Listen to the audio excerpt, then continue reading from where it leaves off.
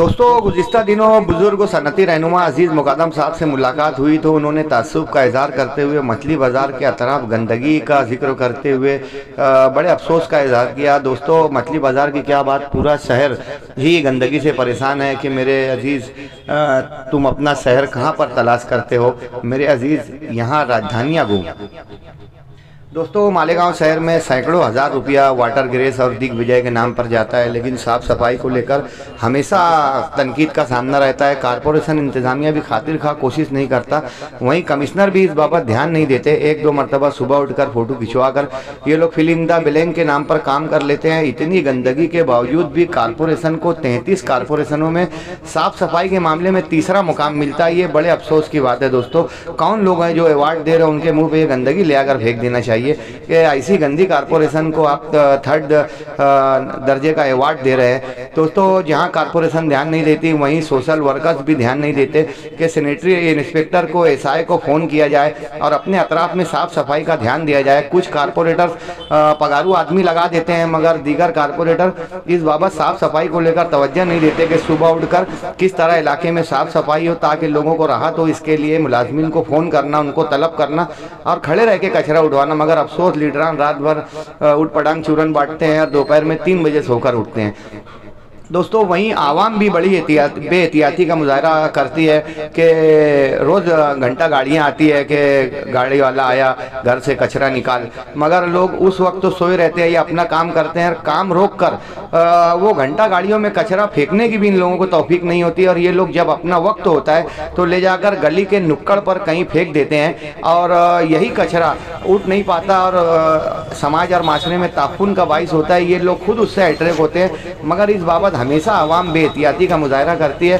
कहीं गटरों में कचरा डाल दिया जाता है, कहीं सड़कों चौराहों पर फेंक दिया जाता है, मगर घंटा गाड़ी में या तयशुदा मुकाम पर कचरे को फेंका नहीं जाता। वहीं गटरों पर बड़ी तादाद में मालेगांव शहर में अतिक्रमण होने की वजह से भी गटरों की निकासी सही नहीं होती, जिसकी वजह से गंदगी का बाइस होती है कि गटरें अक्सर भरी रहती हैं। दोस्तों, मालेगांव शहर में गंदगी के ग्राफ किस तरह कम हो, इसके लिए सोशल वर्कर्स को, लीडरान को, कारपोरेशन को, वहीं आवाम को भी एहतियात बरतने की ज़रूरत है। वरना इस गंदगी से जो शहर में बीमारियां बढ़ रही हैं, बीमारियों का जो गिराव बढ़ रहा है, यही अदम साफ सफाई की वजह से है। हम लोगों को चाहिए कि साफ़ सुथरा अपने समाज को रखें, खुद भी रहें।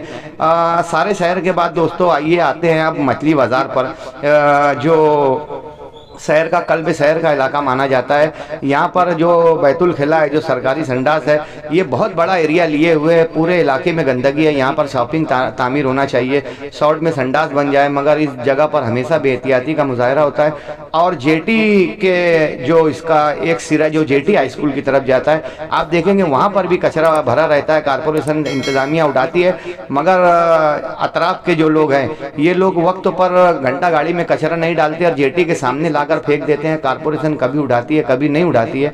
लीडरान कारपोरेटर्स भी क्या तवज्जो देते हैं ये समझ में नहीं आ पाता। वहीं दूसरा इसका सिरा जो नूरी टावर से मिलता है, जो एहतियात कटपीस की सीधी लाइन नूरी टावर जाती है, यहाँ पर भी आप देखेंगे कि बैतुल खिला के दरवाजे पर बेशुमार गंदगी रहती है। ख्वातीन को इस गंदगी से पार होकर अपनी हाजत पूरा करने के लिए जाना पड़ता है। वहीं राहगीरों को भी बड़ी तकलीफ होती है। इसका एक तीसरा सिरा मिलता है पैराडाइज हाई स्कूल से मुतसिल मछली बाजार में, जहाँ सरकारी शौचालय आप देखेंगे कि वहाँ इस कदर गंदगी होती है। आप विजुअल में एक जगह देखेंगे कि कुछ ख्वातीन नाक पर हाथ रखकर इस इलाके से गुजरती हैं। अफसोस ये होता है कि यहाँ के दुकानदार और यहाँ पर रहने वाले किस तरह से रहते होंगे।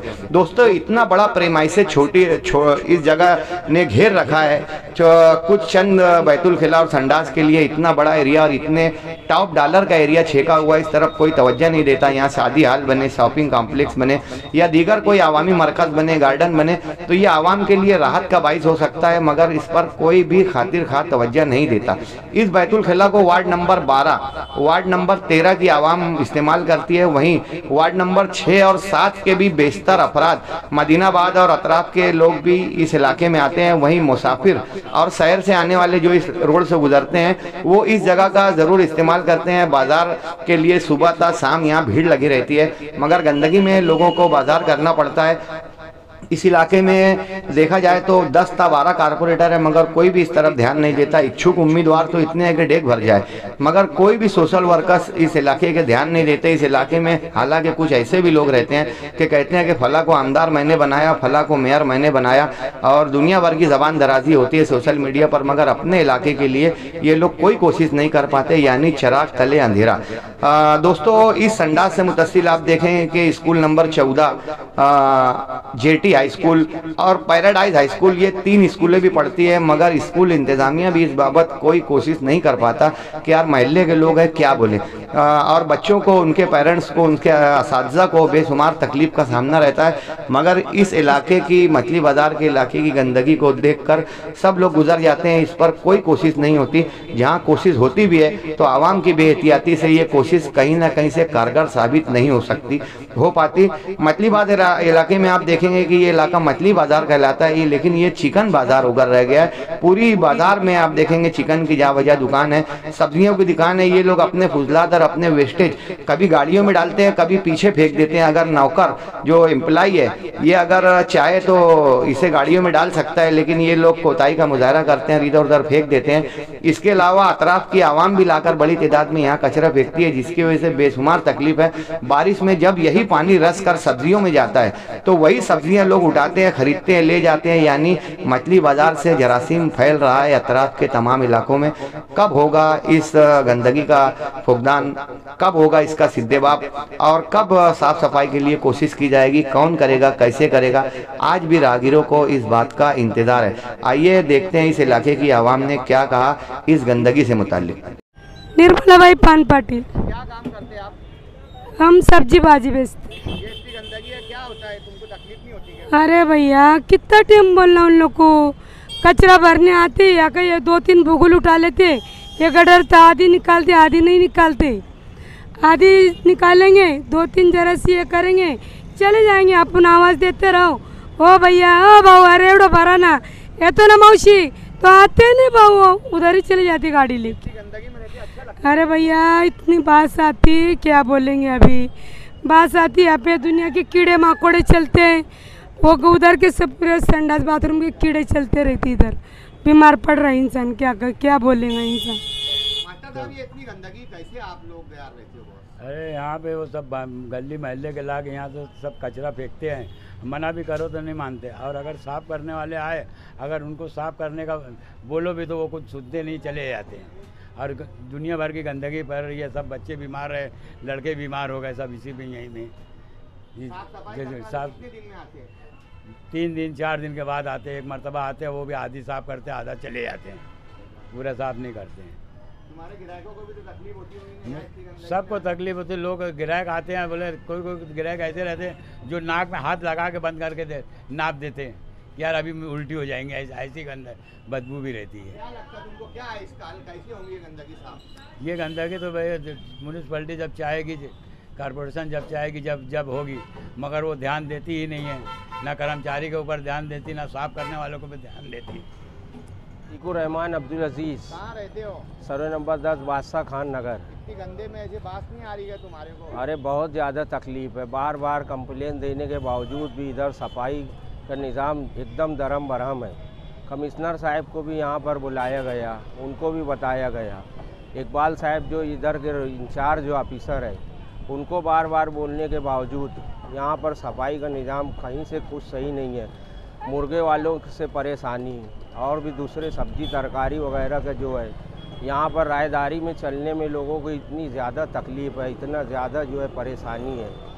हर तरीके से जो है बोलने के बावजूद भी खाली आश्वासन दिया जाता है कि जो है काम होगा, 2 दिन में बस आपका जो है ये काम हो जाएगा। कचरा उठाने गाड़ी कितनी मरतबा आती है? कचरे की गाड़ी सिर्फ और सिर्फ सुबह में 1 मरतबा आती है टावर के पास, और वहाँ से जो है भर के लेके जाती है। रोज आने के बाद भी इतना कचरा कैसे जाए? अब वो आस पास के अतराफ़ के कमालपुरा, इस्लामपुरा, मोमिनपुरा और सर्वे नंबर 10 बादशाह खान नगर, कोयतूर कंपाउंड, इधर मदीनाबाद, हर तरफ के लोग जो है आते हैं इधर, और उनको जो है फेंकने के लिए कहीं पर ना कुंडी का निज़ाम है, ना कोई चीज़ का वो है, ना सुनो। 3-4 कारपोरेटर उधर है, 4 इधर है, 4 इधर है, 12 कारपोरेटर का तो वार्ड है, तो क्या इसका ग्रुप हारे गया वो? अरे वो जेटी स्कूल के पास बच्चों का देखो निज़ाम, पेरेंट्स बेचारे जाते हैं वहाँ 12 गलाजत कारपोरेटर कितनी मुझे खड़ी कौन रहती आता साफ सफाई करने? 12 है, 4 इधर 4 उधर 4 उधर, कोई नहीं आता है यहाँ पर, एक कोई नहीं आता है, सिर्फ वो सब देख के चले जाते हैं। वोट कैसे दे देते? उचुक उचुक के नारा लगाते तुम उनके बारे में, अपनी अंसारी करते तुम लोग तो। नहीं ना सर, वोट तो तुम जात बिरादरी के नाम पे देते और जो लोग से जो चुन के देते उनसे काम क्यों नहीं लेते?